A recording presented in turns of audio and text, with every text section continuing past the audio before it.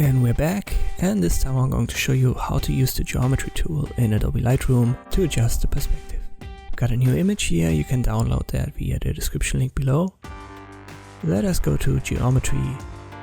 You can see the perspective is a little bit off, and we can easily adjust that with the presets over here on the right side. Just play around with the 4 options that we've got. So auto, level, vertical and full. You can constrain the crop as well by checking the box.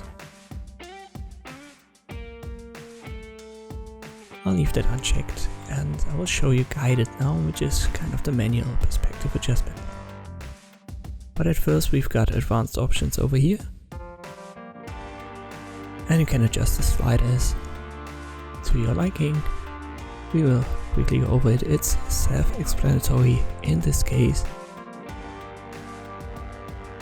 And if you want to reset the values, just double click on the circle on each slider, or simply click on the name of the sliders and it will be reset to 0, so to the midpoint of the scale.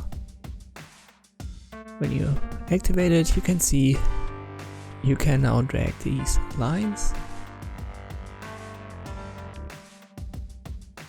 Just left click, hold drag, create a second point, and we need a second line so that it is adjusted.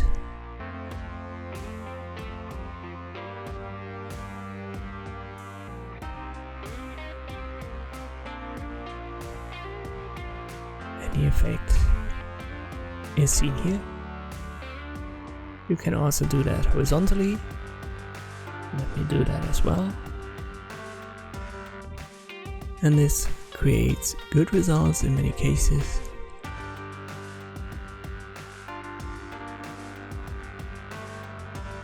Let me show the difference between the original and the adjustment, especially look at the right hand side and the horizontal line.